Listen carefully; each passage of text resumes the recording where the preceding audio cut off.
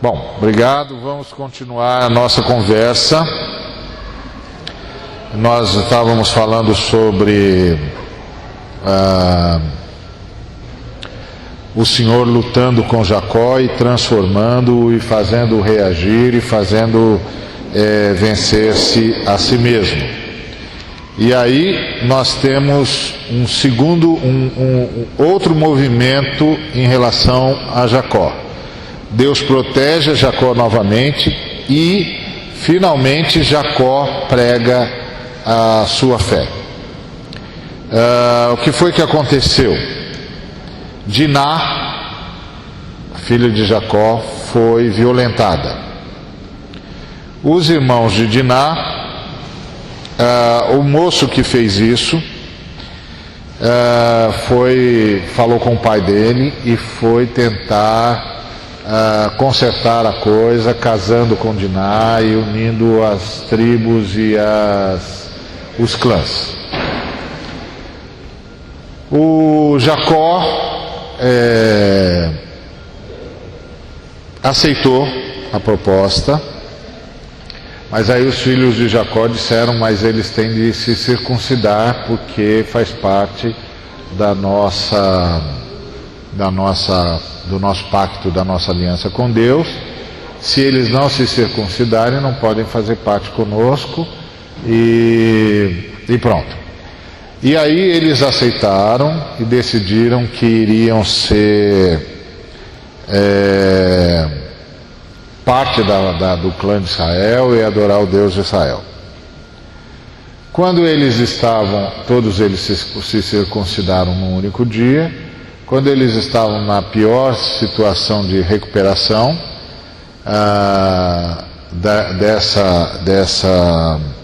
desse ato de circuncisão, os irmãos de Diná, principalmente comandados pela tribo de Levi, foram até o arraial desse clã, desse povo, e passaram ao fio da espada todos os homens. Ponto. Mataram todo mundo, não deixou ninguém para contar a história. E saquearam tudo e tomaram. Jacó entrou em pânico. Principalmente, primeiro porque era uma barbárie o que tinha acontecido, segundo porque a palavra dele foi desonrada, né? Ele tinha dado a palavra àquele povo que os aceitaria no clã. E em terceiro lugar, porque haveria vingança, certo? Ou seja, é uma questão óbvia, né? Se você ataca um povo, você está numa região com muitos povos, muitos clãs, muitas tribos, você ataca uma, né, desse jeito, você chama a atenção de todas as outras tribos ao redor para a possibilidade de que os próximos seremos nós, né? Então pode ser que eles venham nos atacar. Então qual é a lógica? Vamos atacá-los primeiro, né?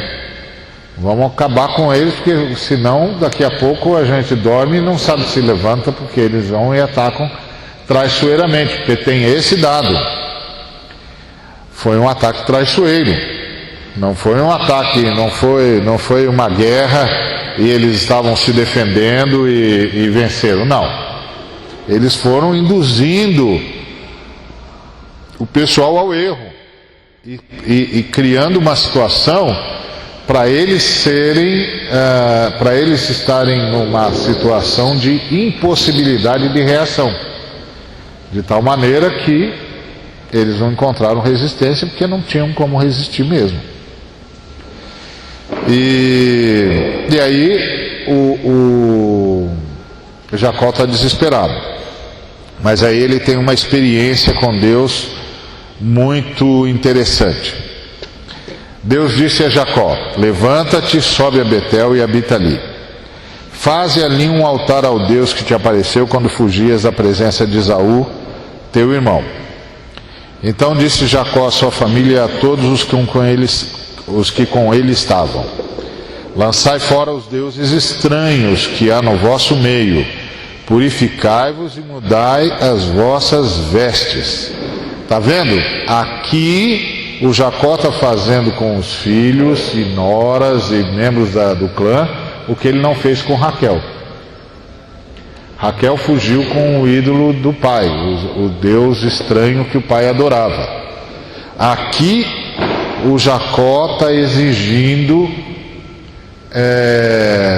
honra única e exclusivamente ao Deus de Israel e proibindo que o seu povo e o seu clã adore outro Deus que não seja o Deus de Abraão, de Isaque e de Jacó. Então, todos os que com ele estavam, disse Jacó à sua família e a todos que estavam com ele: lançai fora os deuses estranhos que há no vosso meio, purificai-vos e mudai as vossas vestes. É a ideia de não estar com nada que tenha participado daquela ação sanguinária. Levantemo-nos e subamos a Betel. Farei ali um altar ao Deus que me respondeu no dia da minha angústia e me acompanhou no caminho por onde andei. E deram a Jacó todos os deuses estrangeiros que tinham em mãos e as argolas que lhes pendiam das orelhas. E Jacó os escondeu debaixo do carvalho que estava junto a Siquém. E aí, tendo eles partido, o terror de Deus invadiu as cidades que lhes eram circunvizinhas e não perseguiram aos filhos de Jacó. Então Deus socorreu a Jacó, protegeu a Jacó de novo. Mas dessa vez Jacó já estava cooperando com Deus. Essa é uma mudança drástica de ação do Jacó. Até então, o Jacó não cooperava com Deus. Deus cooperava com Jacó, mas Jacó não cooperava com Deus. Mas aqui, a graça já tinha levado Jacó a uma consciência mais profunda. E o Jacó passou a cooperar com Deus. E como é que ele coopera com Deus? Chamando o seu povo a romper com todo e qualquer movimento que não seja de adoração ao Deus verdadeiro. E é aqui que aparece a primeira postura de quem está na graça. Geralmente, quando a gente começa a falar com as pessoas sobre a graça e elas vão entendendo a graça, elas perguntam: e qual é a minha parte? O que eu tenho de fazer? E a resposta é adorar. Adorar a Deus. E aqui nesse texto tem uma colocação muito interessante, que é, ele diz: nós vamos subir a Betel, lá aquele lugar onde ele sonhou a escada, o sonho da escada. E lá nós vamos fazer um altar a Deus. Isso é muito interessante, porque ele voltou ao dia do encontro. Isso é uma coisa que eu queria dizer para você, meu irmão, minha irmã. Quando a crise se abater sobre você, quando tudo à sua volta parecer confuso, quando parecer que tudo está fora de lugar, que nada mais faz sentido, e quando você estiver extremamente tentado a jogar tudo para o alto, volta para a sua Betel. Volta para o lugar onde você se encontrou com Deus, lá no começo da sua caminhada com Ele. Ele está esperando você lá.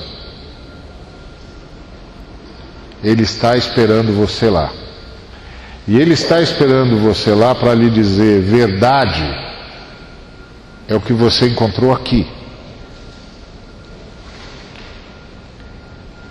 Verdade é o nosso encontro. E é a partir desse encontro que você tem de viver. Você não pode ficar olhando para o lado. Você não pode ficar se abatendo com o que cerca você. Você não pode dar tanta importância a essa loucura à sua volta. você teve um encontro comigo. É a partir daqui que você tem de viver. Então, quando tudo à sua volta parecer uma doideira só, quando você tiver com aquela crise que muitos de nós já teve aqui no Brasil, de dizer, quer saber de uma coisa? Eu não vou mais participar desse negócio. Eu não tenho nada a ver com essa doideira, não. Eu não tenho nada a ver com isso, não. Esses caras estão ficando tudo doido. Eu não vou participar disso aí, não. E aí você começar a pensar, sabe de uma coisa? Isso tudo é mentira. Isso aí é só um comércio. Isso aí é só uma lavagem cerebral. Volta para a sua Betel. Volta lá.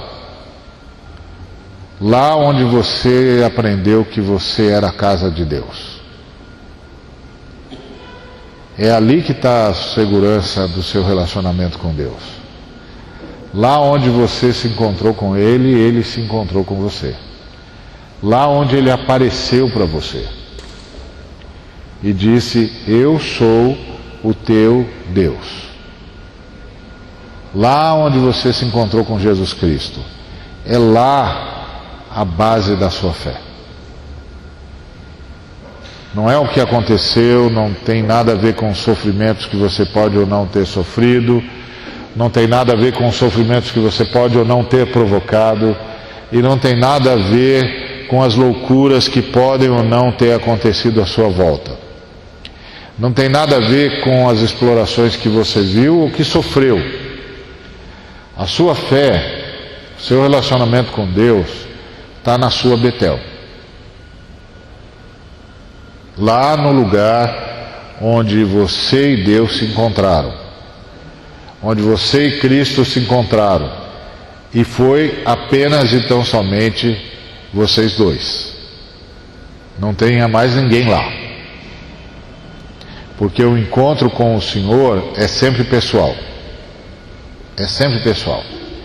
Eu gosto muito daquela passagem da Maria indo embalsamar o corpo de Cristo no domingo pela manhã, e ela chega lá e o túmulo está vazio e os anjos estão assentados dentro do túmulo, e ela pensa que os anjos fazem parte da turma que roubou o corpo. Ela pensa que os anjos fazem parte da turma que roubou o corpo de Cristo, porque ela era corajosa, mas ela também não esperou a ressurreição. Mas ela era corajosa. Essa é a grande virtude dela. Ela era corajosa. E ela foi então lá para embalsamar o corpo de Cristo. E aí quando ela chega lá, os anjos estão lá, sentados, não tem mais ninguém lá a não ser eles. Jesus não está mais lá, ressuscitou. E ela pensa que aqueles anjos fazem parte da turma que roubou o corpo de Jesus. E ela é corajosa mesmo, porque ela chama os caras às falas e diz, onde é que vocês puseram o corpo do meu Senhor, porque eu vim embalsamá-lo? E eles dizem, mulher, por que choras? E ela diz, eu vim embalsamar o corpo do meu Senhor, onde vocês o puseram? Quando ela estava lá conversando com os anjos, alguém atrás dela perguntou, mulher, o que procuras? Por que choras? Ela olhou, viu um homem de pé e pensou que era o jardineiro. Aí disse para o jardineiro, escuta, o senhor também participou disso? Onde é que está o corpo do meu senhor que eu vim para embalsamá-lo? E voltou-se de costas para esse homem e continuou a conversar com os dois anjos que ela não sabia que eram anjos. Aí nisso, o homem para quem ela virou as costas disse, Maria. E ela voltou-se e disse, mestre. E fez uma bobagem, não foi? Porque ela acreditava que o cara era o jardineiro. O lógico era ela voltar-se para ele e dizer, como é que o senhor sabe meu nome? Ela achava que ele era o jardineiro, Você olha para um sujeito, você pensa que é o jardineiro ladrão ainda. porque roubou o corpo do que você veio embalsamar. Aí o sujeito chama você pelo seu nome, e aí você vira e você diz o quê? Como é que o senhor sabe o meu nome? Essa é a lógica, mas não foi o que ela fez. Ela disse: mestre, por quê? Porque ninguém chamava Maria daquele jeito. Ela reconheceu: só ele me chama assim. Essa é a sua Betel, meu irmão, minha irmã. Lá onde Jesus fala o seu nome como ninguém mais falou, fala ou falará. É lá que está a sua fé. É lá que está a sua fé e a sua conversão e a sua salvação. Não está nessa loucura à sua volta. É lá. E é a esse momento que nós temos de ser fiéis. Porque lá Jesus me encontrou e eu me encontrei com Jesus. E Ele fala o meu nome de um jeito que ninguém nunca falou e jamais falará. E lá você se acha. Porque todas as vezes que a gente acha Jesus, a gente se acha. Então, foi o que Jacó fez. Eu vou voltar para o lugar onde Deus me encontrou. E vou adorá-lo. E vou oferecer um culto para Ele. E Ele vai falar comigo de novo. Entendeu? Não se deixe abater por nada que aconteça à sua volta, porque cada um de nós tem a sua Betel, a sua cidade luz, o lugar onde a gente foi iluminado, onde o Senhor nos chamou pelo nome, e a gente nunca mais esqueceu a forma como Ele nos chamou. Vai para lá. Não fica no meio da doideira, não. Não fica tentando achar lógica nessa ilogicidade toda. Não fica tentando achar nexo no que não tem mais nexo. Mas não abandona Jesus Cristo por causa disso. Porque isso é só loucura. A sua fé se sustenta naquele encontro. Aquele encontro. E Jesus está esperando você lá o tempo todo. Principalmente quando as coisas ficarem incompreensíveis. Quando tudo à sua volta perdeu o sentido. Que foi o que aconteceu com Jacó. Jacó disse: bom, agora o que o Labão não fez, o que o meu irmão não fez,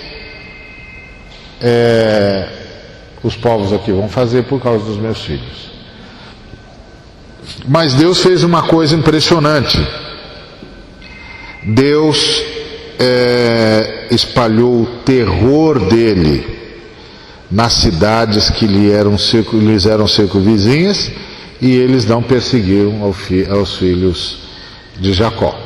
Igual ele vai fazer depois no tempo de Ezequias, que ele vai espalhar o terror, os soldados adversários vão sair tropeçando uns nos outros e ainda vão deixar... Vão salvar, e tudo vai se salvar. Vai ser como ele fez na época que ele ajudou Eliseu a enfrentar os sírios. Vai ser como ele fez quando ajudou Elias a derrotar os profetas de Baal. Porque a gente sempre pensa que o que Deus está fazendo quando ele faz algo, mas a gente não percebe o que Deus está fazendo quando Ele impede algo. Por exemplo, se você pensar em Elias contra os profetas, os 450 profetas de Baal, por detrás de Baal estava a própria figura do inferno, tá certo? Os anjos caídos. Você acha que os anjos caídos não têm condições de mandar fogo do céu? Então, por que eles não mandaram? Porque Deus não deixou. Entendeu? Pode ser até que eles tivessem se reunido e prontos para lançar fogo, e aí um dos demônios disse pro outro, ó, tem um olho aí observando a gente. É melhor a gente olhar. E aí quando eles viram, é melhor a gente não fazer. Pronto. Acabou. Porque não tem só as coisas que Deus faz, tem as coisas que Deus não deixa que sejam feitas.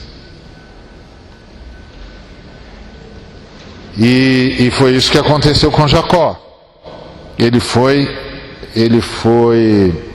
em busca de Deus, e Deus o atendeu antes que ele chegasse. Isso é impressionante. E é isso só que você e eu temos de nos lembrar, que quando a gente vai em busca do Senhor Jesus, que a gente encontrou naquele dia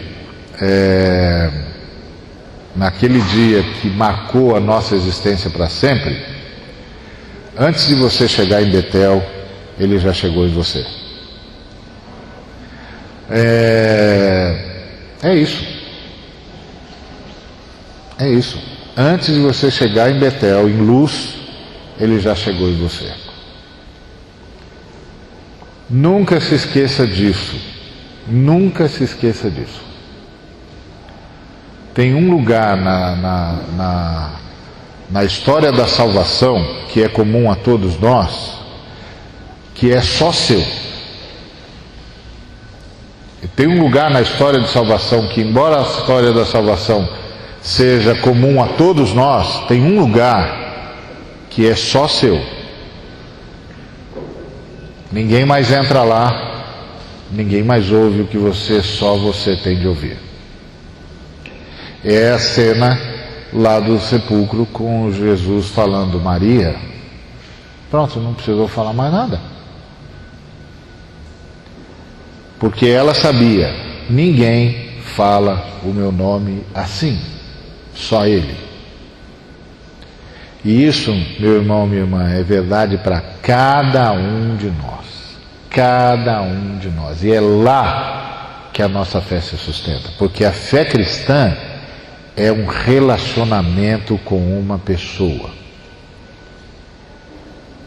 A pessoa de Jesus de Nazaré.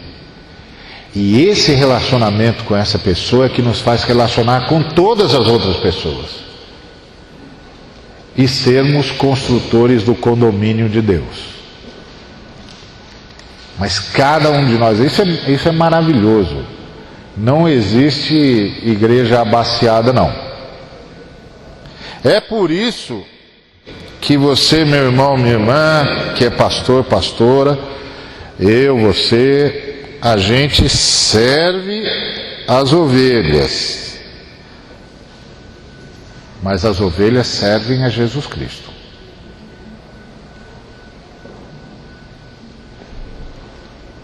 E a gente serve as ovelhas em serviço a Jesus Cristo. Lembre-se sempre disso. Não são as minhas ovelhas, são as ovelhas de Cristo. Por uma razão muito simples. O meu sangue não serve para pagar nem os meus pecados. Eu posso derramar esse sangue aqui à vontade. Não vai resolver para nada. Só vai me gerar uma anemia braba. Mais nada. O único sangue capaz de resgatar homens e mulheres do mais profundo inferno e transportá-los em segurança para o seu reino é o sangue de Cristo. Portanto, única e exclusivamente a Ele seja a honra, a glória e a obediência. E a obediência. Simples assim. E o camarada, e hoje eu ouço muitos colegas dizendo assim, não, mas o pessoal tem de ter fidelidade ao seu pastor. É verdade. É verdade. O pastor deles é Cristo. Igual, é o mesmo pastor que você tem. Cristo. Se eles forem fiéis a Cristo e obedientes a Cristo, eles só vão lhe causar problema se você não for obediente e fiel a Cristo.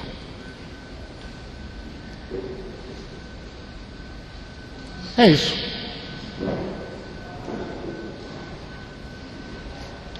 Qualquer problema que um cristão tem de consertar com Cristo. Tá certo? Se você está com problema, está com problema com Cristo, tem de acertar isso com Ele. Se você acertou um problema com Cristo, acertou com todo mundo.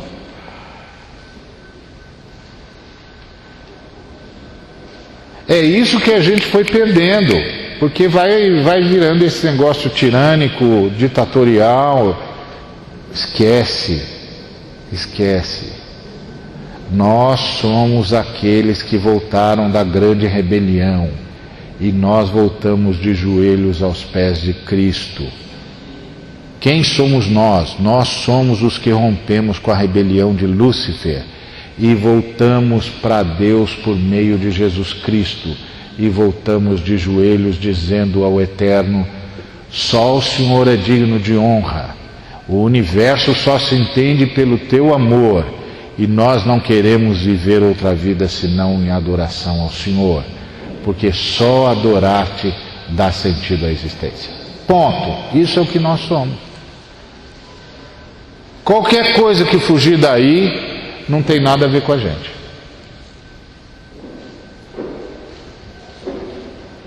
Ponto. E isso é simples, porque isso resolve um montão de problema. Não precisa complicar. Então, vamos aprender isso com Jacó. Muito boa essa de Jacó. Disse: eu vou voltar para o lugar onde Deus me encontrou, onde eu fui encontrado por Deus. É lá, todos nós temos esse lugar. Todos nós temos esse lugar. Eu não me lembro o dia da minha conversão, eu não me lembro nem o dia do ano, nem o dia do mês, nem o dia da semana, nada. Eu me lembro do ano e ponto. Mas eu me lembro exatamente do que foi que aconteceu. Para mim é nítido, está na minha cabeça, nunca saiu daqui. Eu me lembro o que foi que aconteceu naquele dia. Naquele dia, Jesus disse: oi, eu sou Jesus de Nazaré, eu vim buscar você. Ponto. É para lá que eu volto sempre. E tem esse dia na sua vida, volte sempre para lá. Porque quando a gente volta para lá, tudo volta nos eixos e a gente sabe quem é e o que tem de fazer. E a gente continua de lá, com tudo que a gente já sabe. Então, esse é um grande aprendizado que o Jacó nos ensina. Mas o importante é a gente lembrar que Deus continuou lá sustentando. Realmente o que os filhos de Jacó fizeram foi uma barbárie. Uma barbárie. Mas Deus tinha um compromisso. E manteve o seu compromisso.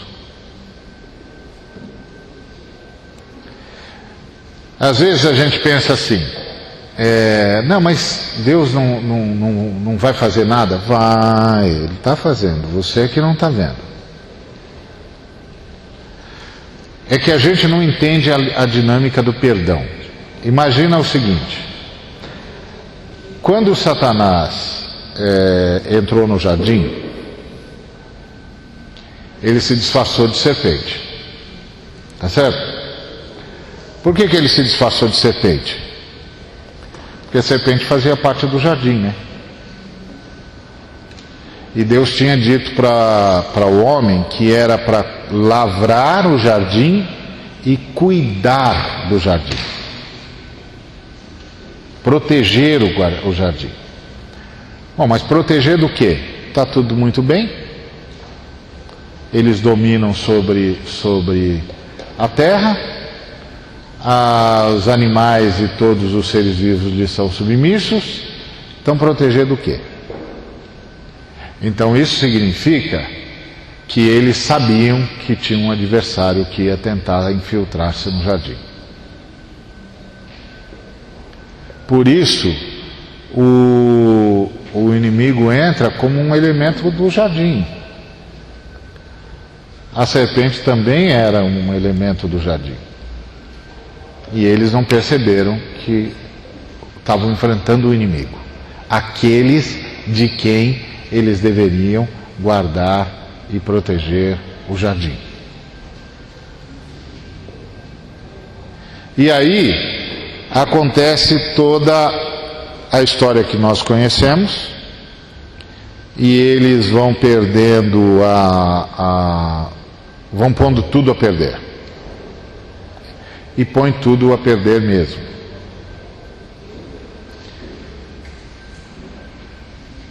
Agora, o que o inimigo queria? Ele queria fazer um reino paralelo ao de Deus? Não. Não tem jeito de ter reino paralelo ao de Deus. Não tem jeito. Não tem jeito. Então o que ele queria? Ele queria provocar a ira de Deus para que Deus destruísse tudo. Todos os atos do inimigo são atos suicidas. É aquela lógica de que já que não tem para mim, então não vai ter para ninguém. Tá certo? É a lógica da hecatombe. Não vai ter para mim, então não vai ter para ninguém. E Deus é fiel, Deus é justo, e aí quando eles vierem, eles são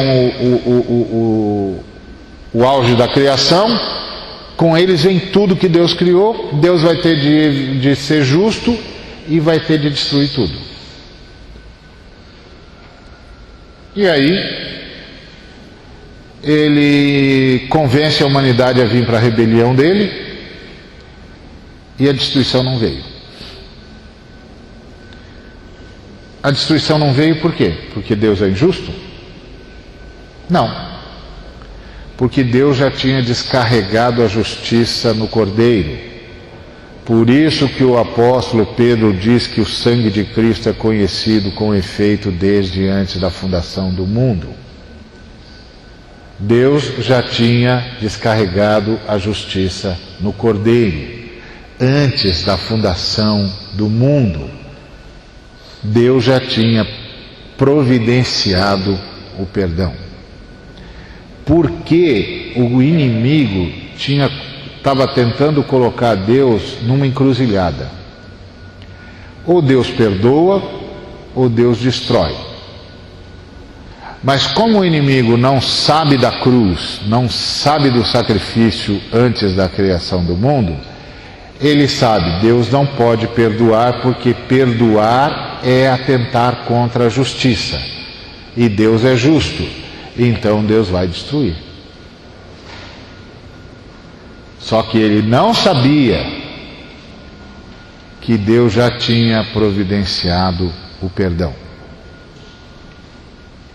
Todas as vezes que eu e você pecamos, o nosso pecado tem potencial suficiente para destruir tudo no universo, não fosse o sangue derramado antes da fundação do mundo. Entendeu? Então o que isso significa? Que Deus sempre vem a nós a partir da realidade do perdão, e não a partir da realidade da condenação, porque toda a condenação já foi jogada sobre Cristo. Então, esse é o cerne da graça. Graça é tudo que a Trindade pode fazer por causa do sacrifício de Cristo. E a Trindade, por causa do sacrifício de Cristo, pode perdoar, transformar, ressuscitar, criar, renovar, porque toda a justiça que cobra condenação foi satisfeita no sacrifício do Cordeiro que tira o pecado do mundo. Entendeu? O dia que a gente entender isso de verdade, a gente vai cair de joelhos e vai reconhecer que há um nome no universo diante do qual o mínimo que pode acontecer é todos os joelhos se dobrarem e toda a língua confessar: Tu és o Senhor. Ponto. Tu és o Senhor. Graças a Ti, tudo existe e tudo permanece. Verdadeiramente, sem Ti, nada do que foi feito se faria. É isso. Então, por isso que você vê essa reação de Deus diante de uma situação como essa. Porque Ele vem a partir do sacrifício. Ele não vem a partir da lei. Ele vem a partir do sacrifício. A lei nos diz no que é que nós nos tornamos com a nossa queda. E o sacrifício nos diz o que é que nós podemos nos tornar em Cristo Jesus. Então, por isso que Deus tem essas reações. Bom, e aí, o que aconteceu com Jacó? Deus de novo fala e Jacó mais uma vez não entende. Quer dizer, nem tudo são rosas, né? Tem seus espinhozinhos também.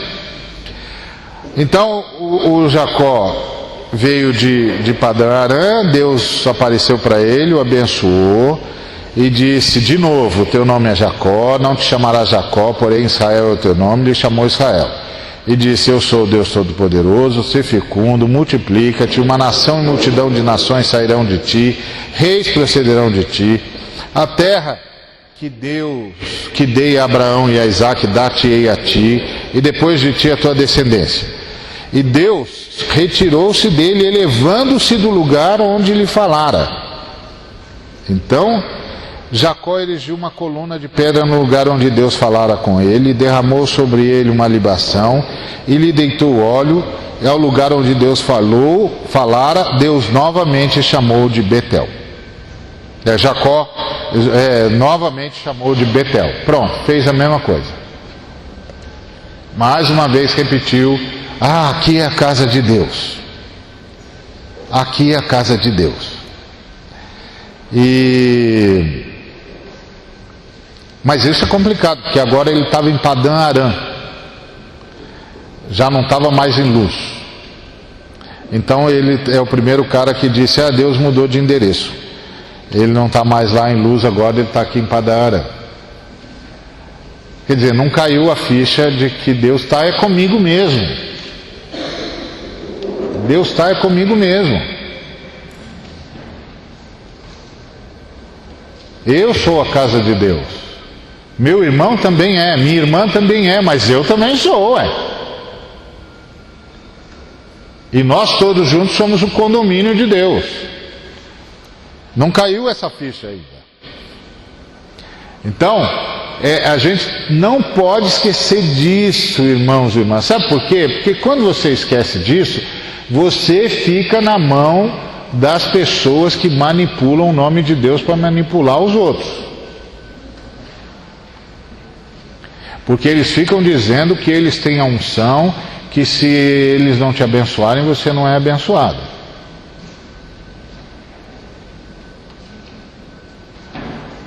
E eu vou lhe dizer uma coisa: a unção é de Jesus Cristo. Entendeu? Às vezes a pessoa diz assim: puxa, Ari, você é um cara ungido. Eu falo: não, ungido é Jesus Cristo. Eu estou debaixo da unção dele. Porque a palavra Cristo significa ungido. E eu já tenho cabelo branco o suficiente para não deixar ninguém me chamar de Cristo. Tá certo? Que isso é anátema. Isso é maldição. Agora, é claro que eu não fico falando isso, né? Porque eu não vou ficar ofendendo os irmãozinhos, as irmãs que estão fazendo isso com a melhor das boas vontades, agradecendo a Deus por Deus ter falado ao coração deles ou delas. Mas a unção é de Cristo. E nós todos estamos debaixo da unção de Cristo. O Espírito do Senhor Deus está sobre mim, pelo que me ungiu a levar boas novas aos cativos, a pregar libertação aos algemados, a transformar o pranto em alegria, as cinzas em louvor, a anunciar o ano aceitável do Senhor.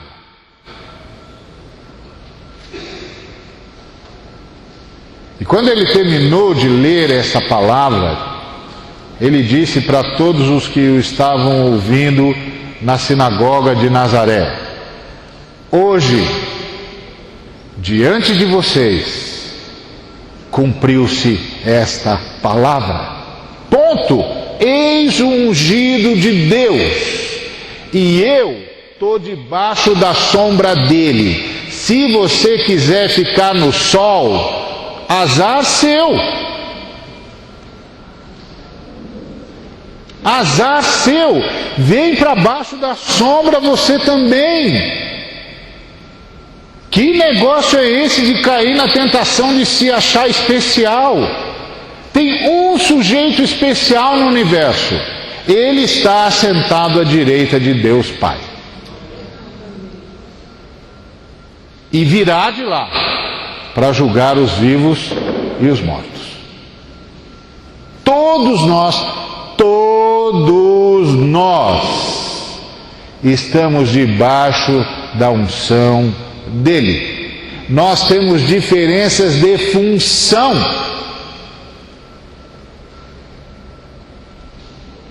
Mas não diferença de unção. Uns são, outros não, né? Não diferença de unção, porque a unção é de Cristo, e cada um de nós recebe a porção necessária de Cristo para fazer o que a gente tem de fazer no reino. Ponto. Um dia desses, um irmão quase me bateu, porque ele disse que eu estava dizendo que não tinha autoridade na igreja, que na igreja não tem relação de autoridade. Eu disse: eu não disse isso, irmão. Disse sim, você disse que na igreja não tem relação de autoridade. Não, irmão, não disse isso não. O que eu disse é que na igreja nós nos submetemos uns aos outros no temor de Cristo. Na medida em que eu me submeto a você por respeito a Cristo, e você se submete a mim por respeito a Cristo, quem de nós é o maior? Isso significa que eu vou desrespeitar você? Não, por quê? Porque eu já estou submisso a você por respeito a Cristo. E você já está submisso a mim por respeito a Cristo. Então nós estamos indo para o abraço e cada um para fazer a sua função. É isso. Se a gente não aprender isso, a gente não aprende nada, viu, irmãos? A gente não aprende nada. A gente não aprende nada.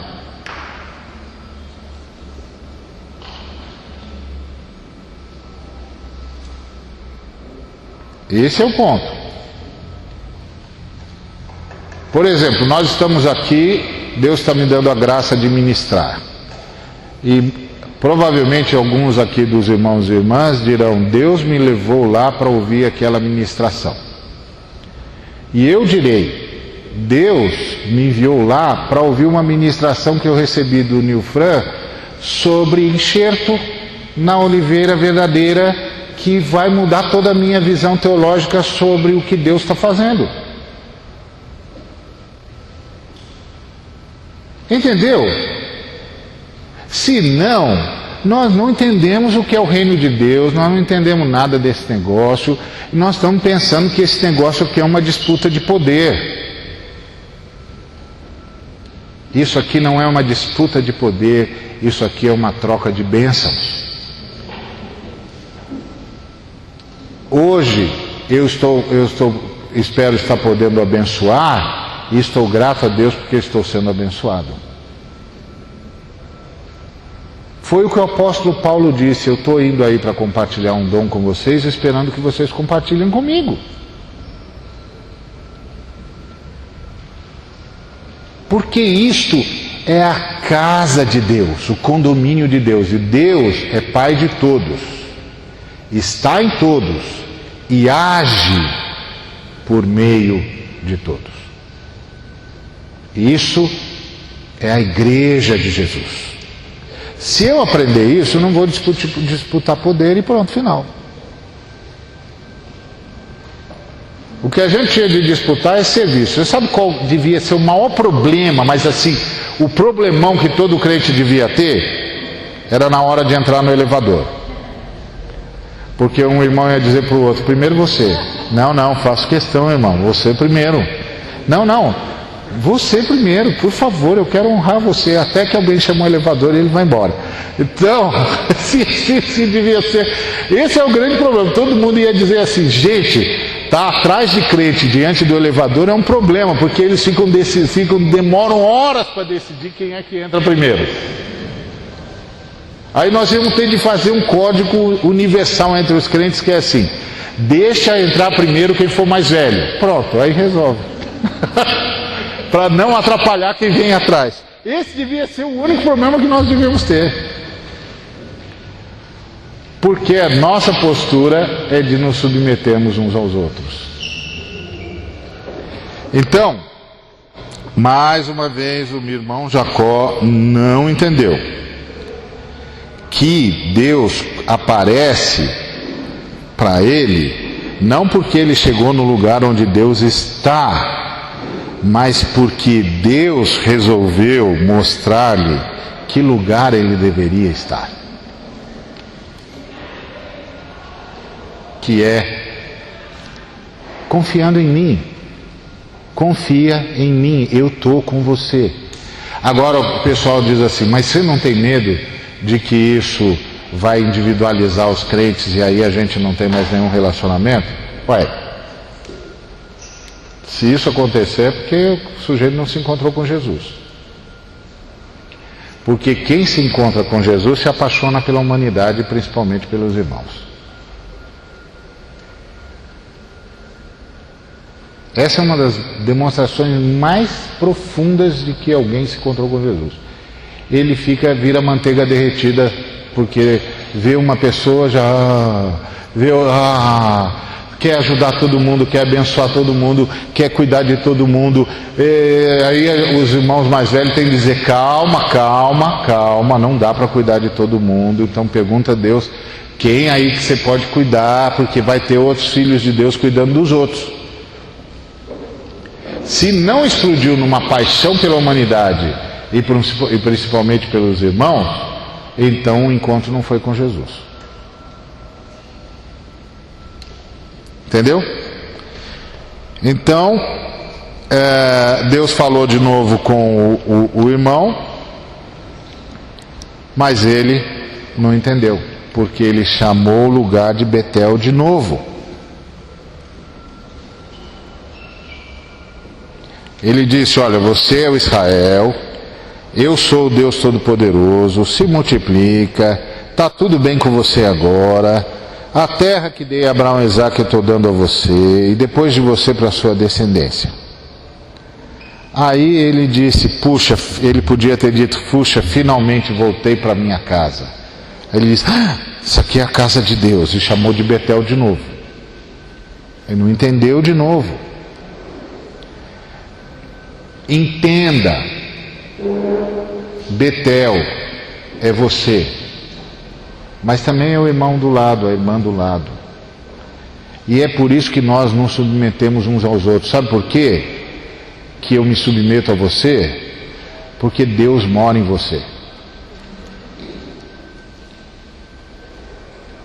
E sabe por que você deve se submeter a mim? Porque Deus mora em mim. E sabe o que isso significa? Que todas as vezes que nós nos encontrarmos, nós vamos para o abraço. Porque eu vou para honrar você, você vem para me honrar, a gente vai para o abraço.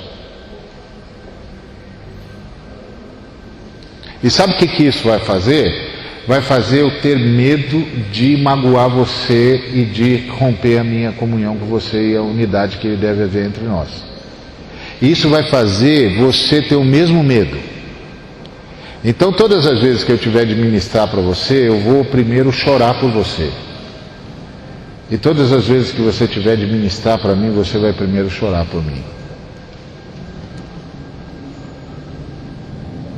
É isso que Jesus sonhou para a igreja.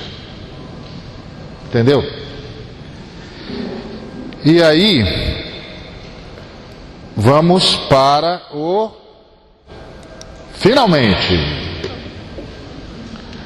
Tchan, tchan, tchan, tchan. Tchan, tchan, tchan, tchan. Finalmente apareceu o homem de Deus. Apareceu o homem de Deus. Por quê? Porque o José foi para o Egito. Você conhece a história do José, não vou repeti-la aqui. O José se tornou o homem mais importante do Egito depois do faraó. Os irmãos foram atrás de comida porque tinha fome no mundo todo, menos no Egito, porque José tinha administrado muito bem o Egito. O José, depois de idas e vindas, se apresentou para os irmãos. Depois que ele se apresentou para os irmãos, ele disse para chamar o pai e vir com a família toda, a tropa toda para o Egito, porque ele mandava no Egito. O velho Jacó não pensaria duas vezes. Mas olha o que o novo Jacó fez. Partiu, pois, Israel. Agora não é mais Jacó. Israel, com tudo o que possuía. E veio a Berseba, e ofereceu sacrifícios ao Deus de Isaque, seu pai. E Deus falou a Israel em visões de noite e disse: Jacó, Jacó. Ele respondeu: eis-me aqui. Então disse: eu sou Deus, o Deus de teu pai. Não temas descer para o Egito, porque lá eu farei de ti uma grande nação. Eu descerei contigo para o Egito, e te farei tornar a subir. Certamente a mão de José fechará os teus olhos. Agora não tem mais aquele homem dizendo: opa, meu filho manda naquele negócio, agora eu estou feito. Meu filho manda naquele negócio, meu filho está bem posicionado, Deus cumpriu todos os sonhos que deu para ele, mas eu não dou um passo se ele não me disser: pode ir. Ele finalmente aprendeu a adorar a Deus. Senhor, que queres que eu faça? Senhor, sonda-me. Sonda-me. conhece meu coração, perscruta os meus pensamentos, vê se há em mim algum caminho mau e guia-me pelo caminho direito. Aprendeu. E Deus disse: vai, eu estou contigo. E ele não chamou Berseba de Betel. Agora ele sabia: Betel sou eu. E onde eu estiver, e onde o meu povo estiver, Deus estará conosco.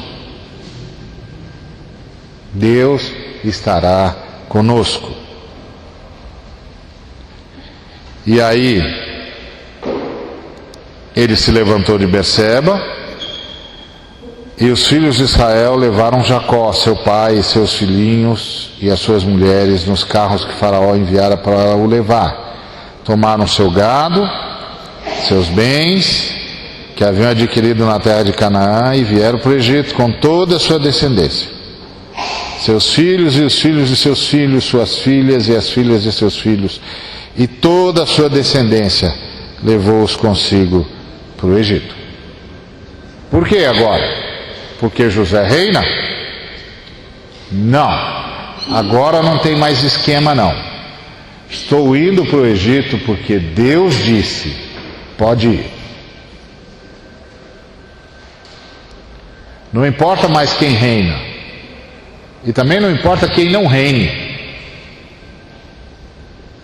Só importa uma coisa: Deus disse. Então, o restante não importa. O restante não importa. Uma vez um irmão chegou para mim e disse assim: eu quero fazer um ministério, mas eu fiz as contas aqui, para fazer esse ministério vai custar pelo menos R$1 milhão. Eu disse: aham. Aí ele disse: mas não sei onde conseguir esse dinheiro. Eu disse: bom, isso não é problema seu, né? Ele falou: não? Eu não. Ele falou: como assim? Eu falei: meu amigo, você só tem um problema: saber se Deus quer que você faça isso. Se Deus quiser que você faça isso, você terá tantos milhões quanto você precisar. Se Deus não quiser que você faça isso, você pode ter todos os milhões que você desejar, você não fará.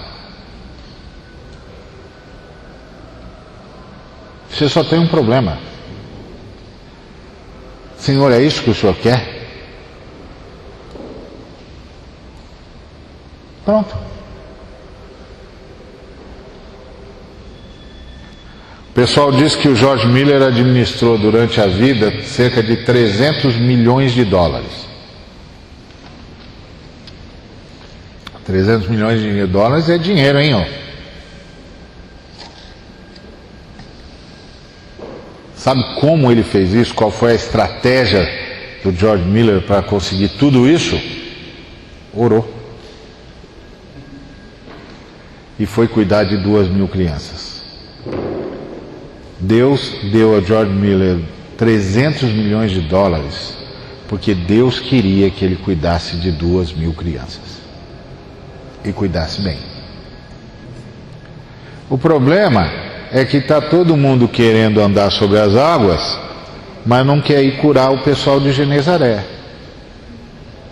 Está todo mundo querendo acalmar a tempestade, mas não vai lá, não está querendo expulsar a legião do Gadareno.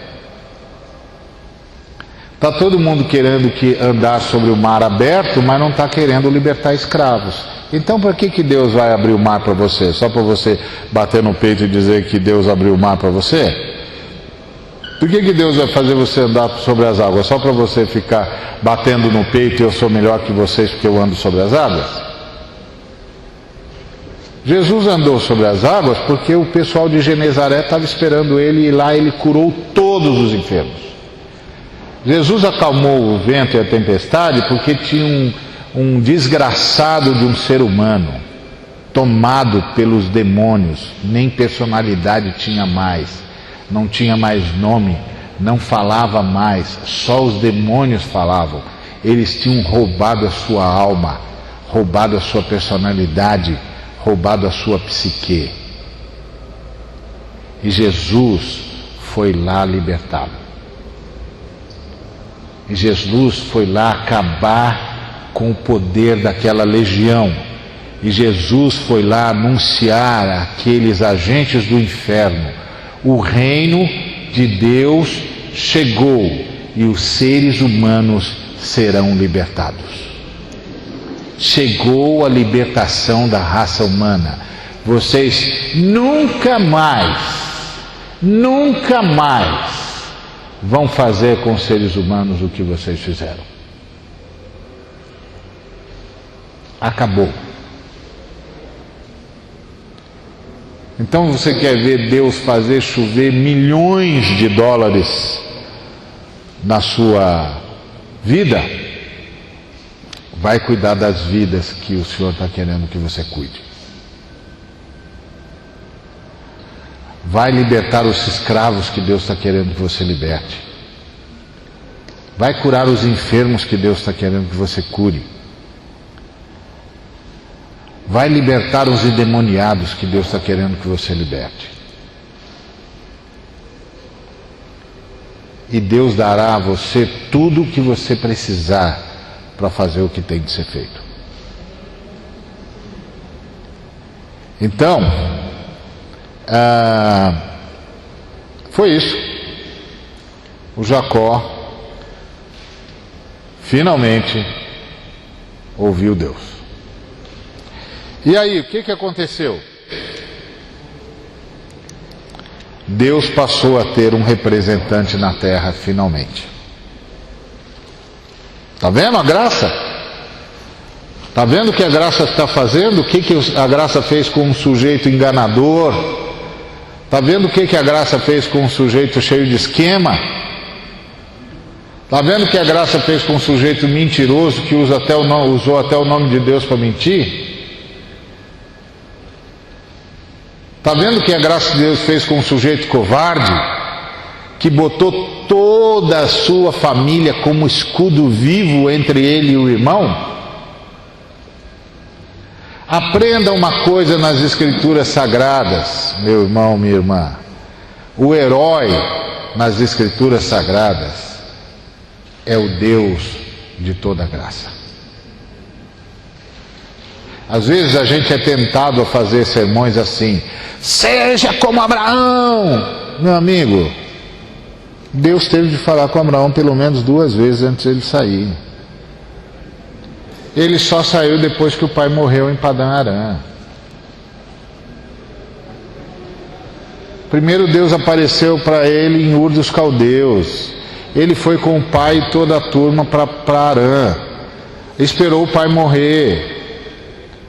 Quando aquele moço que Jesus convidou para ser discípulo dele disse: deixe-me primeiro a enterrar os meus mortos, ele estava falando: deixa eu fazer o que Abraão fez, que primeiro esperou o pai dele morrer para depois obedecer a Deus. Não tem heróis na Bíblia,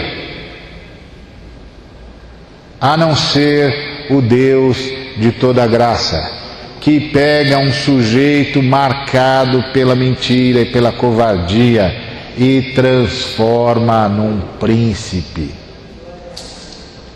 Isso é a obra da graça de Deus. E aí Deus tem um representante na terra. Por quê? Porque trouxe José a Jacó, seu pai, e o apresentou a Faraó. E Jacó abençoou a Faraó. Agora, lembre-se, Faraó era tido como Deus. Não se esqueça disso. Não se esqueça disso. Faraó era reverenciado como Deus. Mas naquele dia, ele conheceu um representante do Deus verdadeiro. Alguém que era maior do que tudo que ele podia imaginar, o Deus verdadeiro, e um agente de Deus o abençoou. E quando esse agente de Deus o abençoou, colocou-o no seu devido lugar.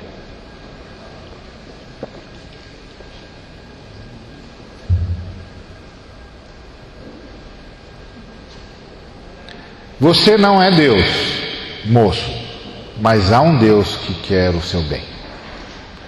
E eu vim lhe trazer a sua bênção, a bênção dele para você. Olha que esse texto é lindo, porque o faraó pergunta a Jacó: quantos são os dias dos anos da sua vida, da tua vida? E Jacó lhe respondeu: os dias dos anos das minhas peregrinações são 130 anos.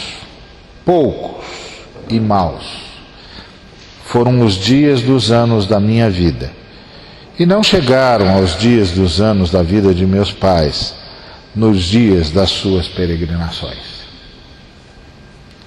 E o que é que ele está dizendo aqui? Você pode dizer: ele está sendo ingrato com Deus, porque afinal de contas os dias dele foram abençoados por Deus. Não, ele está dizendo: faraó, os meus dias não contam, porque eu não sou o resultado do que eu vivi, eu sou o resultado do que Deus fez comigo.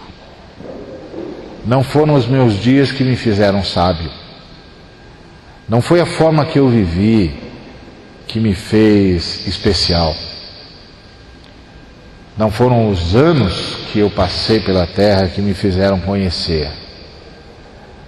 Foi o Deus que não desistiu de mim.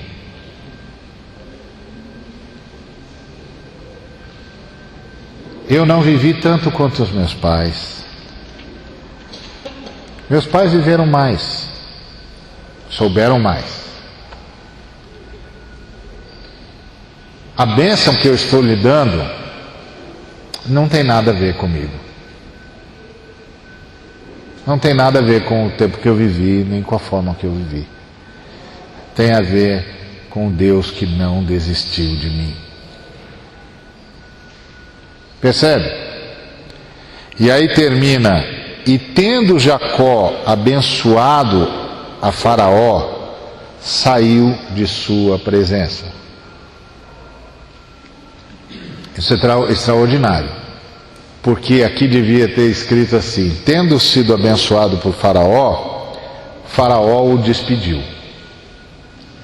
Mas o texto diz que Jacó estava no controle da situação. Jacó abençoou a Faraó. Quando Faraó quis exaltar Jacó, ele não deixou. Ele não deixou que Faraó o exaltasse. Cuidado com gente que gosta que você o exalte. Ele não deixou. Ele disse o que todos nós temos de dizer quando alguém diz algo bom acerca de nós: graças a Deus. Glória a Deus. Deus é bom. Bendito seja o nome do Senhor. Que bom. Como Deus é maravilhoso. Porque é Deus. Ninguém está fazendo favor a Deus quando glorifica o seu nome. Porque o tempo todo foi Deus.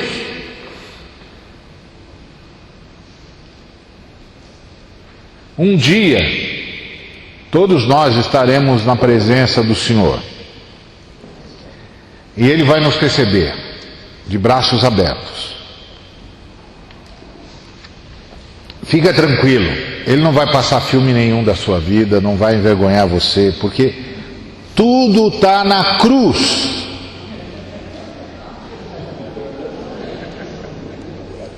Na cruz. Tá certo? tudo está na cruz.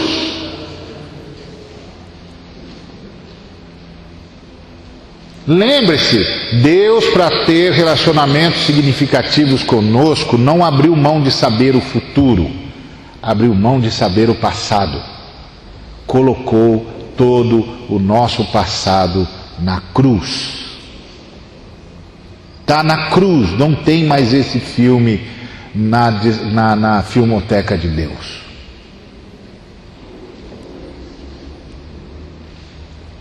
Inclusive, há coisas do seu passado que você às vezes vai falar com Deus para pedir perdão de novo, e Deus não sabe mais o que é que você está falando. E é como se Deus dissesse para você: escuta, do que você está falando? E você dissesse: de uma coisa que eu fiz há tantos anos. Não está mais aqui. Deve ter sido resolvido na cruz. Então aqui já está esquecido. Por que você não esquece também? Você não tem mais nada para falar comigo? Não tem projeto? Não tem gente que você quer ver salva? Não tem gente que você quer libertar? Não tem irmão que você quer ver abençoado? Não tem mais nada? Eu já te perdoei, moço. Já te perdoei, moço. Esse negócio já passou. Vai daqui para frente. Você está voltando lá para quê? Você gosta do filme, é isso?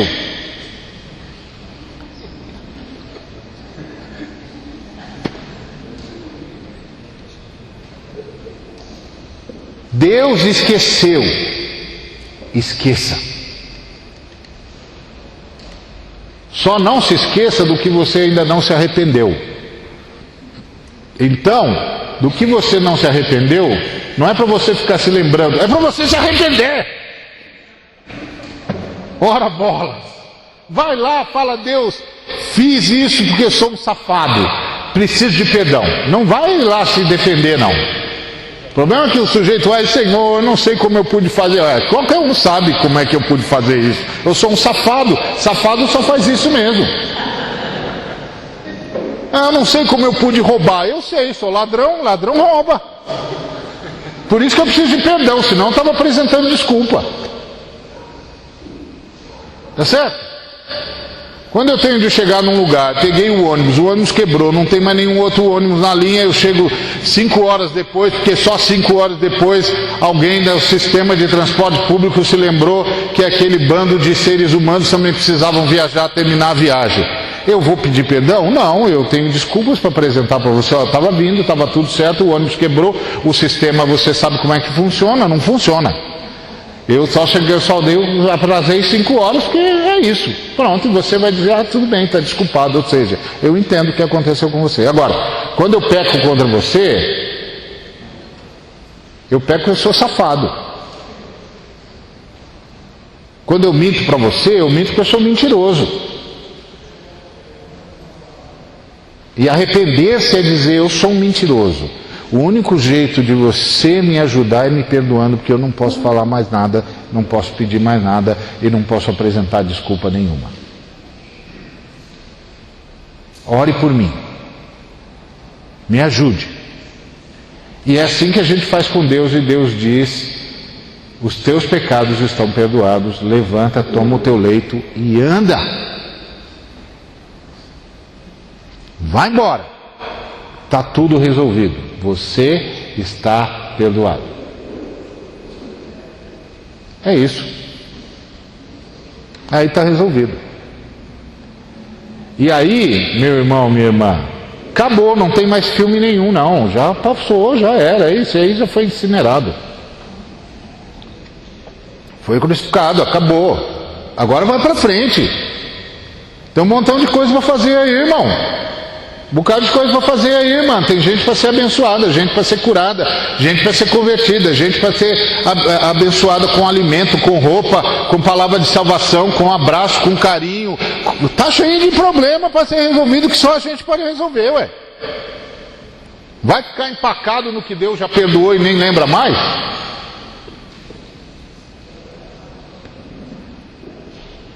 Então,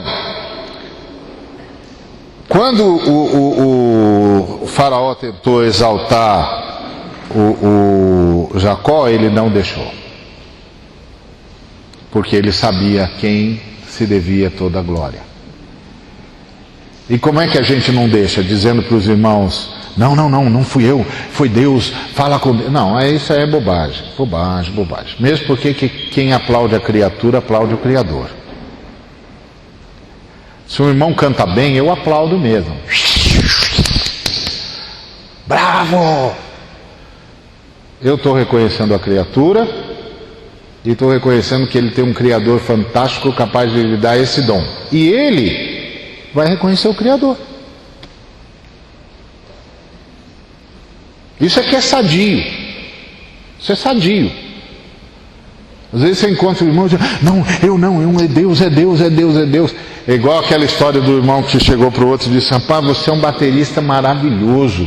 E ele disse, não sou eu não, é Jesus. O camarada diz, não, você é um baterista maravilhoso. Não sou eu não, é Jesus.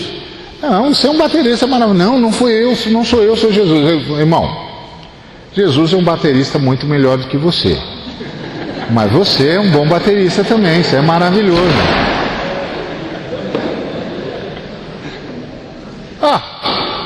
O que ele tinha de ter dito? Ele tinha de obrigado, irmão, graças a Deus, aleluia, que bom que edificou a sua vida, é para isso que a gente vive, para ser instrumento de Deus, aleluia, glória a Deus, Deus é bom mesmo, Deus me deu essa graça. É assim que faz, é sadio, tem que ser sadio, está cheio de coisa doente na igreja. É porque todo mundo fica tratando Deus como se Deus estivesse num divã. Se não fizer, não dizer glória a Deus, se não, ele fica uma fera, porque a autoimagem dele está abalada. Para com isso. Para com isso. Deus não tem problema de autoimagem nenhuma, não. E toda vez que você reconhece a criatura, você reconheceu o Criador. E cabe a cada criatura que foi reconhecida pela misericórdia que o Criador teve com ela, dar ao Criador a honra que lhe é devida, Aí nós somos sadios. Bom, tá uma beleza isso. E agora continua uma beleza. Por que continua uma beleza? Porque a luz raiou. A luz raiou, finalmente a luz raiou. Quando o Jacó estava para morrer, o José levou os filhos dele para serem abençoados por Jacó. E depois Jacó abençoou todos os filhos e deu palavras proféticas que duram por séculos, que até hoje se cumprem. E aí, olha como Jacó começou a falar. Disse Jacó a José, o Deus Todo-Poderoso me apareceu em luz.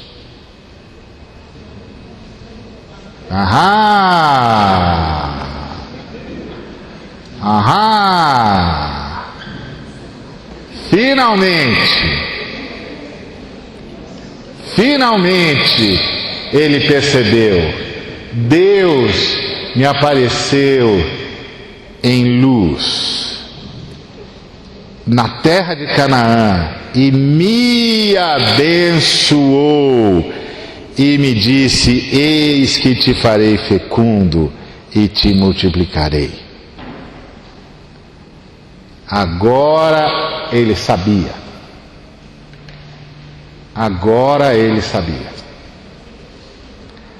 Que agora a função dele é representar Deus na terra.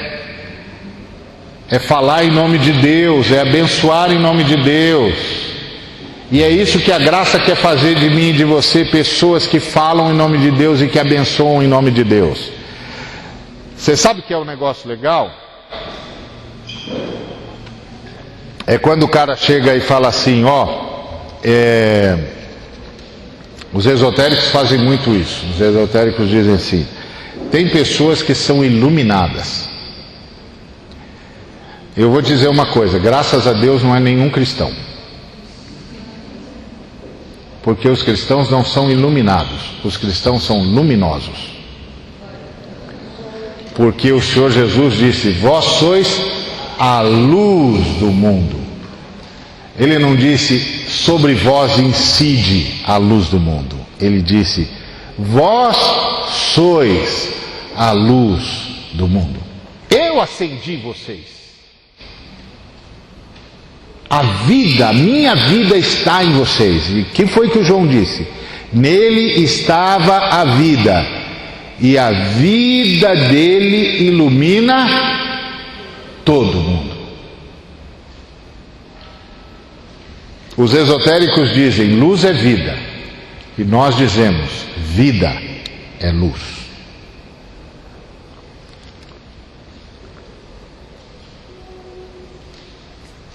Percebe?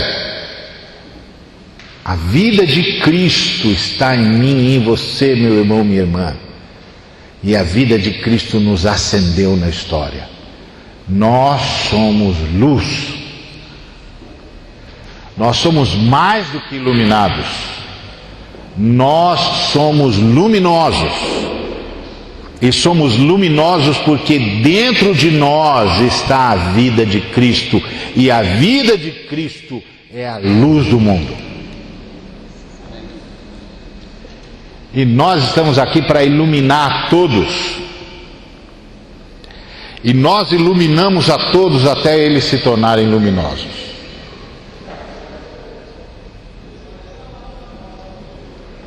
Iluminamos com a nossa bênção, iluminamos com as nossas boas obras, iluminamos com as nossas palavras que levam edificação, iluminamos com o nosso amor, iluminamos com a nossa bondade, até que um dia eles se convertam e se tornem luz como nós e passem a iluminar a humanidade.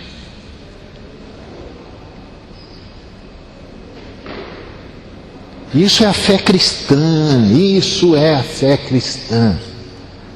Não deixa ninguém mediocrizar a fé cristã. Não deixa ninguém mediocrizar a graça de Deus. Isso é a graça de Deus. Pela graça sois salvos, mediante a fé. Isto não vem de vós, é dom, é presente de Deus. Deus presenteou você, meu irmão e minha irmã. E sabe o que esse presente está fazendo de você? Um Israel. Gente luminosa. E aí que é maravilhoso ver isso. O Deus Todo-Poderoso me apareceu em luz na terra de Canaã e me abençoou. Que coisa maravilhosa. Agora ele sabia, a graça de Deus o levou até lá. Isso é que é viver pela graça. E aí, finalmente, Deus tem um profeta que sabe a sua vontade. Esse texto é maravilhoso.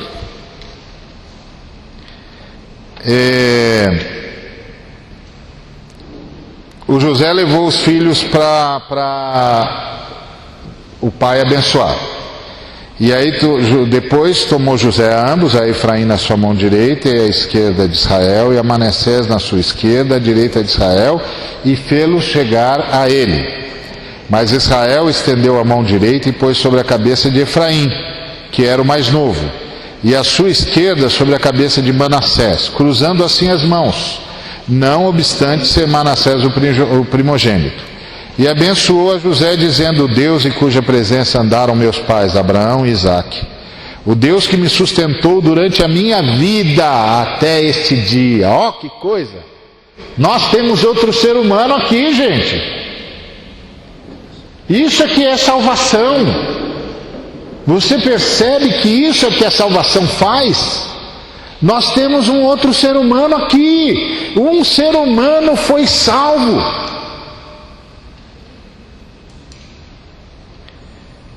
E ele disse, e abençoou a José, dizendo: o Deus em cuja presença andaram os meus pais, Abraão e Isaque, o Deus que me sustentou durante a minha vida até esse dia, O anjo que me tem livrado de todo mal, abençoe estes rapazes.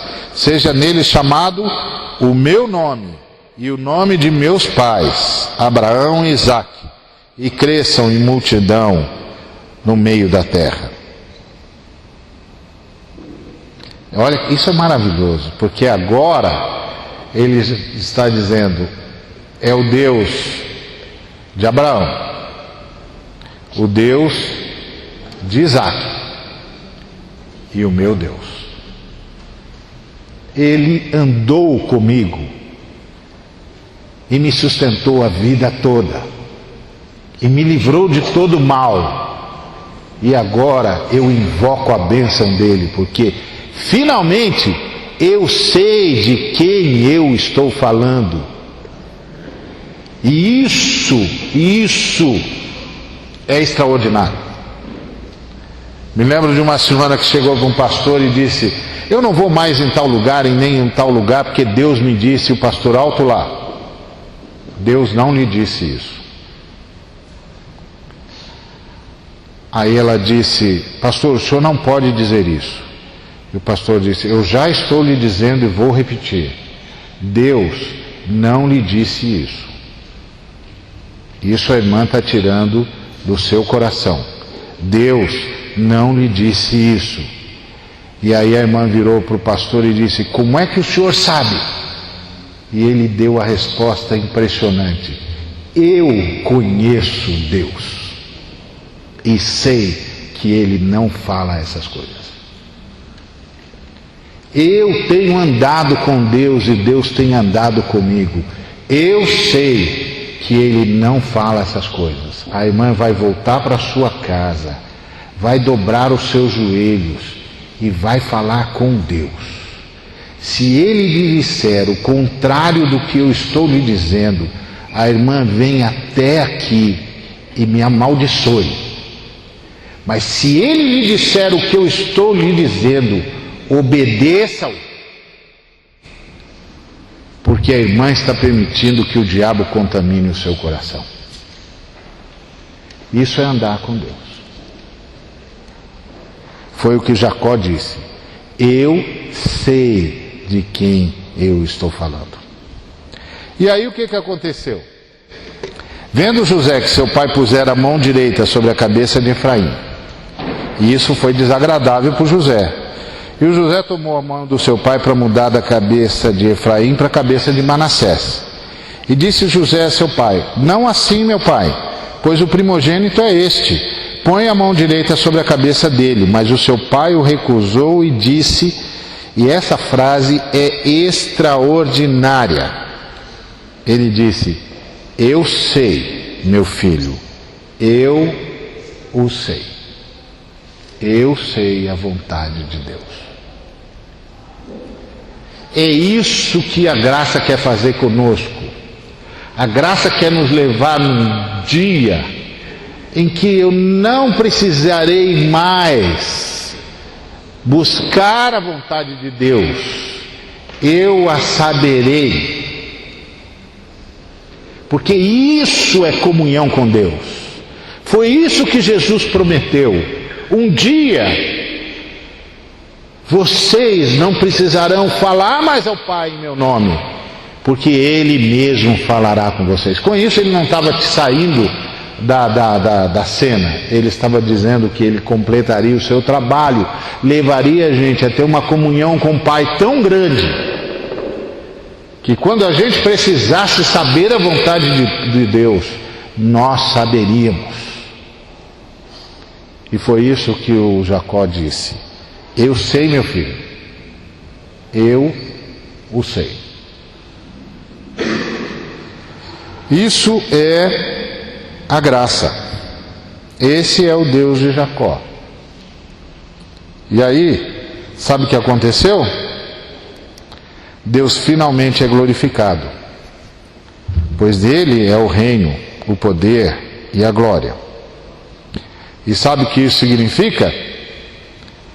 Que quando a gente aprende a caminhar com Deus de Jacó, a se submeter à sua graça, a gente pode ler o restante do Salmo 24.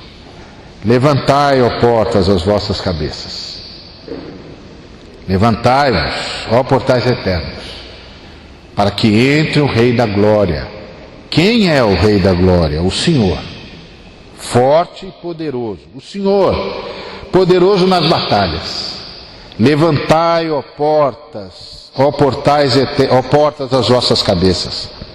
Levantai-vos, ó portais eternos, para que entre o Rei da Glória. Quem é esse Rei da Glória? O Senhor dos Exércitos. Ele é o Rei da Glória. O Senhor que nos agracia, que envia os seus anjos para ministrar a nós. Ele é o Rei da Glória. O Senhor que nos transforma à imagem do seu Filho. Ele é o Rei da Glória. O Senhor que nos converte e cura as nossas feridas, corrige o nosso coração, ressuscita o nosso espírito, escreve as suas leis com fogo na nossa alma e nos enche do seu espírito. Ele é o Rei da Glória. E o que a graça de Deus quer fazer conosco é que todos nós nos tornemos um Israel que não só anuncia o Rei da Glória, mas leva consigo o Rei da Glória. O Pedro, um amigo meu que trabalha na favela do Borel, ele conta uma experiência fantástica que ele teve. Ele disse para Deus: Deus, eu queria ir para Israel, pisar onde o Senhor pisou. E Deus disse para ele: filho, mais importante do que você em Israel pisar onde eu pisei, é que agora, por sua causa, eu estou pisando onde nunca tinha pisado. Você entendeu o que a graça quer fazer? Você entendeu o que é a graça de Deus e como a graça de Deus transforma, vivifica? Então cuidado com essa gente que transforma a graça de Deus numa graça barata, que diz que não importa o que você faz, Deus gosta de você, e paciência, vai ser assim mesmo, vai vivendo. Não! A graça de Deus veio para nos transformar. É claro que o Senhor há de nos perdoar sempre que precisarmos de perdão, que o Senhor há de nos converter sempre que precisarmos de conversão de novo, de arrependimento de novo. Mas Ele não faz isso para a gente ficar onde está, faz isso para a gente ir para frente. Porque Deus esquece o passado, corrige o presente para nos dar um novo futuro.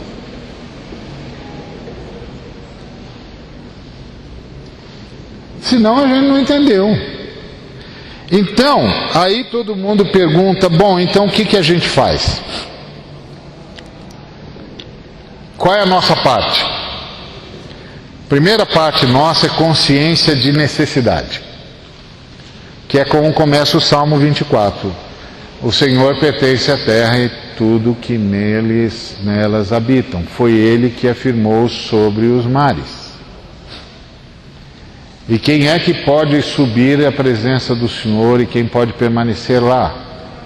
Só quem tem as mãos limpas, o coração puro e não entrega a sua alma à falsidade nem jura dolosamente. Então o que isso mostra para mim e para você? Que eu e você precisamos de Deus, porque nós não somos assim.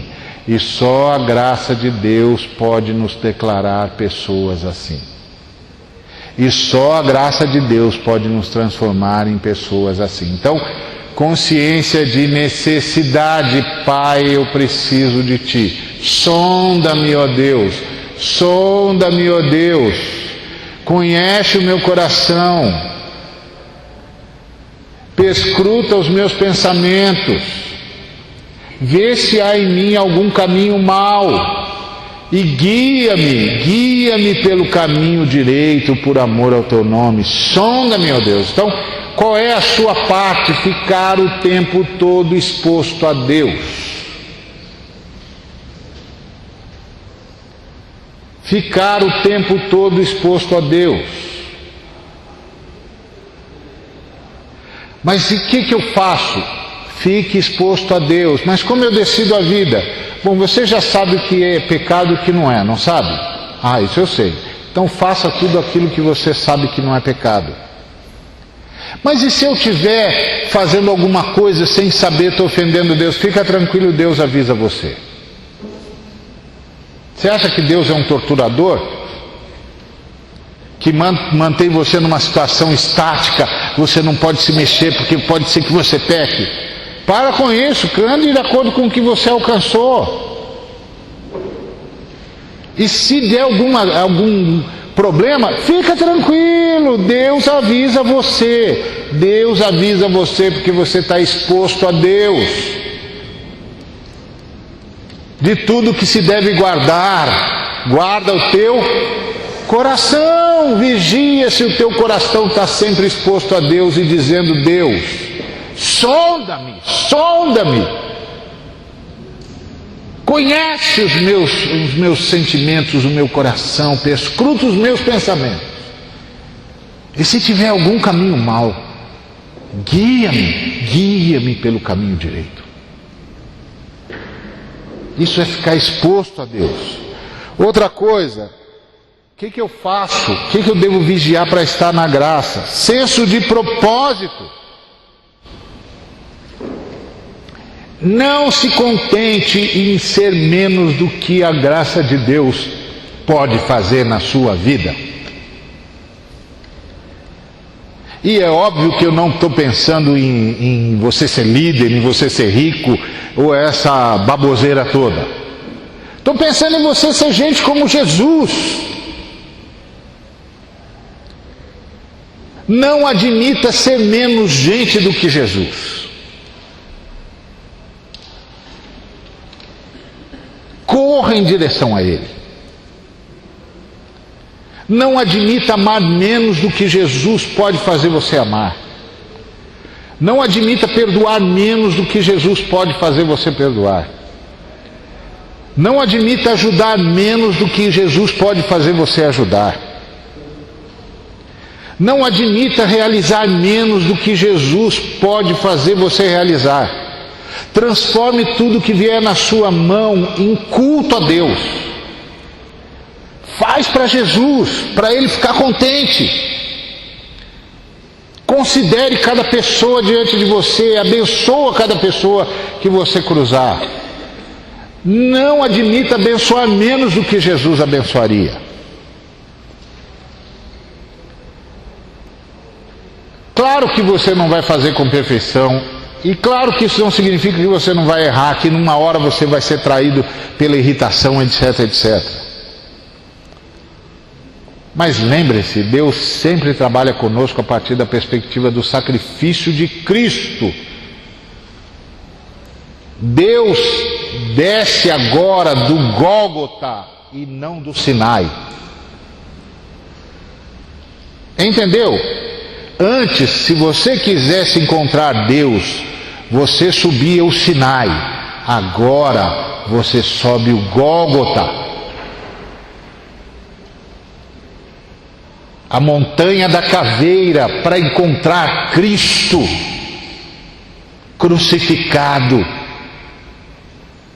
para poder experimentar a vida do Cristo ressurreto.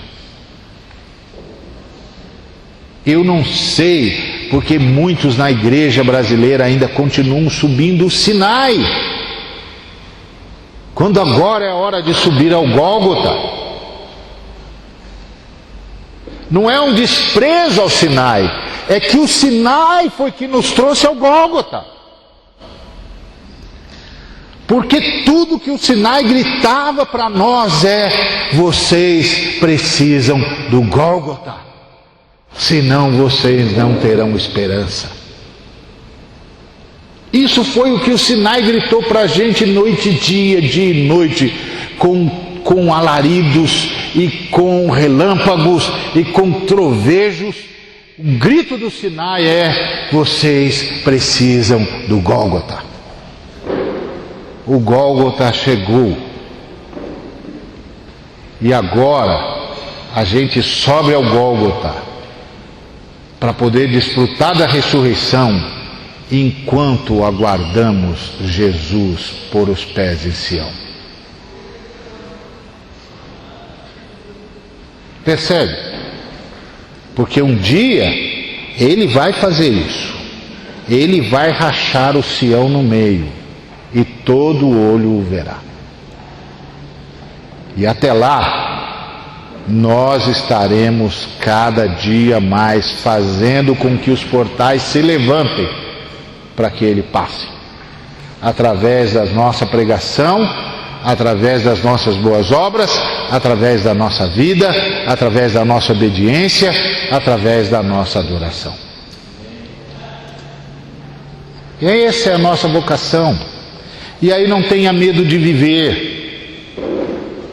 Não tenha medo de trabalhar, faça tudo para Jesus, honrando Jesus e dizendo: Jesus, estou fazendo para o Senhor.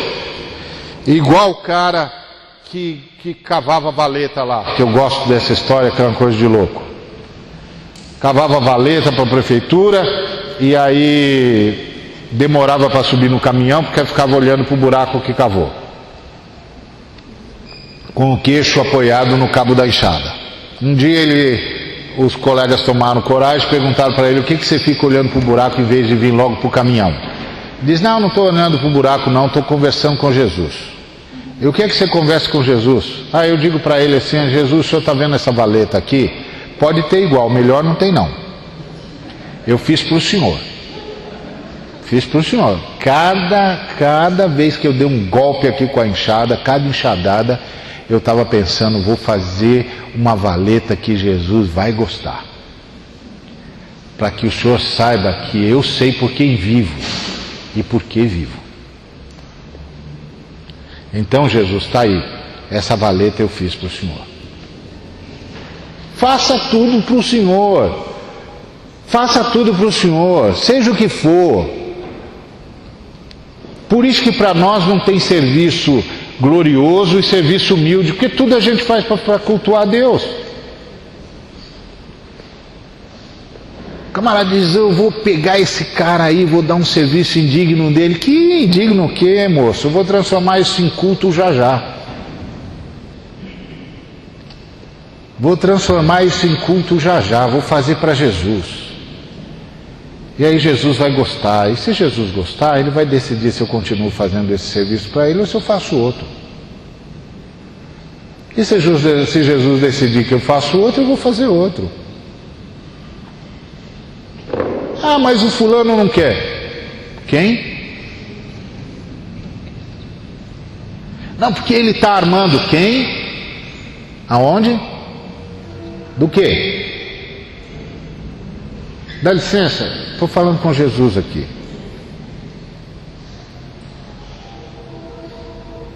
E a coisa toda é o seguinte, moço: a última palavra na história, quem dá é Jesus. Ponto. Se Jesus disser: não, filho, fica me cultuando aí mais um tempo que eu estou preparando um negócio que você ainda não sabe. Tá bom. Tudo é culto mesmo. Culto é uma festa, mano. Culto é uma festa, é fácil e faço cantando. Porque é uma festa, é para Jesus, é uma festa. Isso vai dando significado a tudo que a gente faz. É assim que a gente faz. Então qual é a minha parte? A sua parte, fica em estado de adoração. Mas qual é o poder? Filho. Irmão. O poder é o da graça que está em você, ué. Imagine o Pedro falando para Jesus assim: Jesus, eu quero andar sobre as águas, acredito que posso, mas o Senhor tem de me dar primeiro o poder para andar sobre as águas, porque aí eu vou poder andar sobre as águas. Aí Jesus dirá: isso é fácil, é só você sair do barco. Porque para que você precisa de poder sobre as águas se você vai estar ficando aí dentro do barco? Aí não precisa, ué. Bota o pé na água que eu sustento você. Acredite em mim. Isso é tudo que Deus pede o tempo todo. Acredite em mim. Mas com que fé, Senhor? Com essa que você acredita em Jesus. Você acha que tem outra? Você não acredita em Jesus? Jesus não é seu Senhor e Salvador? Você não crê que está salvo? Amém? Bom, então é essa fé, moço. Então você já tem, meu irmão. Já tem, minha irmã. Não precisa de mais fé, não.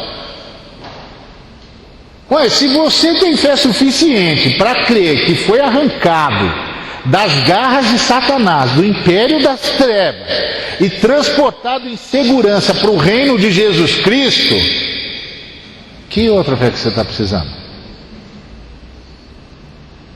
Acredita! O Deus que trouxe você em segurança sustenta você sobre as águas.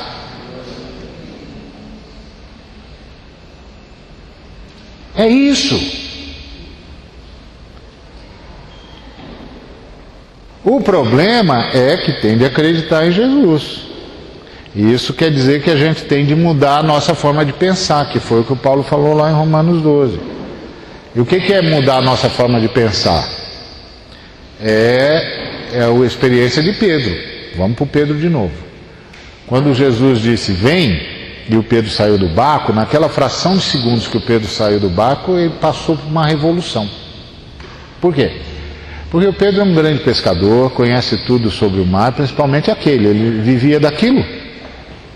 E sabia tudo sobre a água. E o que ele sabia é que água nenhum sustenta sujeito nenhum de pé. Não tem densidade na água para isso não, moço. E tem mais uma coisa que ele sabia, que toda vez que você sai do barco, como quem, no meio do mar, como quem vai pisar em terra firme, você vai para o fundo. Fundo, F-U-N-D-O, fundo. Ele sabia, mas Jesus estava andando sobre as águas e disse, vem. E naquela hora, ele esqueceu tudo o que sabia e reconheceu, quem sabe é Ele, eu vou com Ele. Faça isso, vá com Jesus, eu vou com Ele.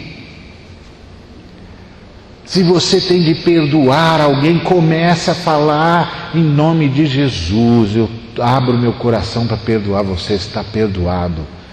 Porque o Senhor diz que sustenta a gente quando a gente sai do barco. Acredite em Jesus, acredite em Jesus. Do mesmo jeito que Ele acredita em você e não desiste de você.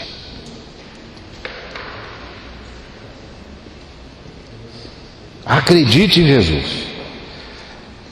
Acredite no Deus que apareceu para você em Harã, como apareceu para Abraão. Acredite no Deus que apareceu para você em Luz, como apareceu para Jacó. Acredite nele. Isso é estar no lugar onde a graça pode trabalhar livremente. Agora, a graça continuará trabalhando sempre. Mas a pergunta que nós estamos respondendo é como eu faço para cooperar com a graça? Tenha consciência de que você precisa da graça de Deus. Sem mim, nada podeis fazer. Então, Senhor, sê o Senhor tudo em mim. Tenha consciência de necessidade de transformação. Porque o Senhor quer meu coração sem dolo, minha alma sem falsidade, minhas mãos limpas, e só o Espírito Santo pode fazer isso na minha vida. Como? Perdoando os meus pecados e me transformando. Então faça a oração do salmista: sonda-me, ó Deus, sonda-me. Todo dia faça, clame ao Senhor. Não transforme em reza, não, transforme em grito.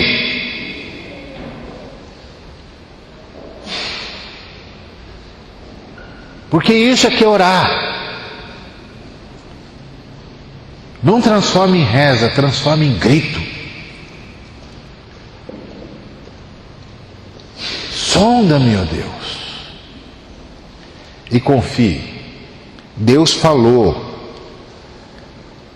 Deus falou. Deus vai fazer. E Deus está fazendo. Porque Deus não é homem para mentir. E Deus não é filho do homem para se arrepender. O que Ele falou, Ele cumpre. A palavra do Senhor não volta vazia. Sabe o que está acontecendo? A igreja brasileira, estão ensinando a igreja brasileira a barganhar com Deus.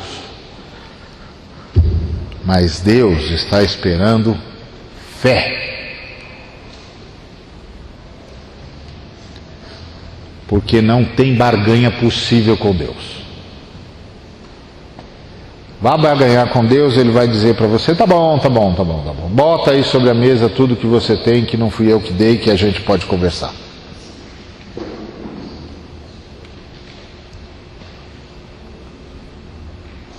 E não tem.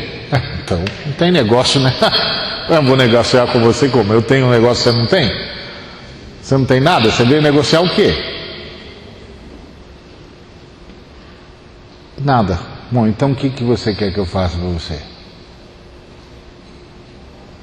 Que o Senhor tenha misericórdia de mim. Agora começamos a conversar. Agora começamos a conversar. Jesus, filho de Davi, tem misericórdia de mim.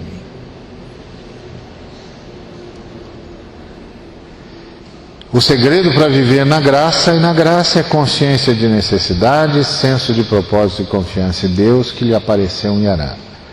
Volto a insistir. Isso é segredo para cooperar com a graça, não para ser alvo da graça.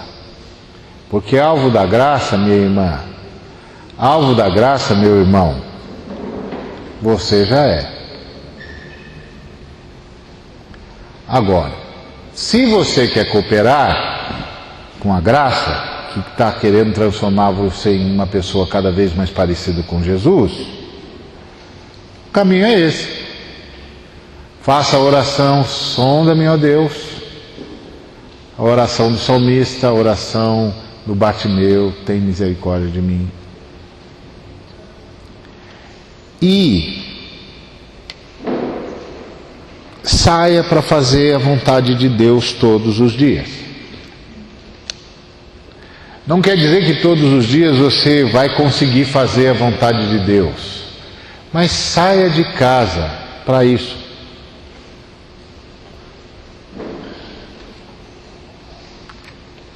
Não quer dizer que não vai ter dias que você não vai se acovardar. Vai. Vai ter dias que você vai ter medo. Dias que você vai mentir. Ou vai omitir. Por causa do medo. Mas continue acreditando em Jesus. Ele não se decepcionou com você.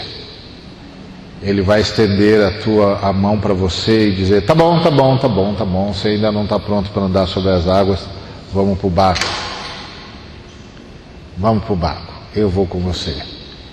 Até você poder andar sobre as águas de novo. Acredite em Jesus. Acredite no Deus eterno. O Deus de Jacó. Que o Deus de Abraão, Isaque e Jacó nos abençoe e nos guarde. Que Ele levante o seu rosto sobre nós. Que Ele tenha misericórdia de nós. Que Ele faça brilhar o rosto dele sobre nós e nos dê a sua paz. E que o nome dele seja honrado e glorificado de eternidade e eternidade. E que dele nos mantenha na sua história, até que todo joelho se dobre e toda língua confesse: Jesus Cristo, e apenas Jesus Cristo, é o Senhor, para a glória de Deus Pai. Amém.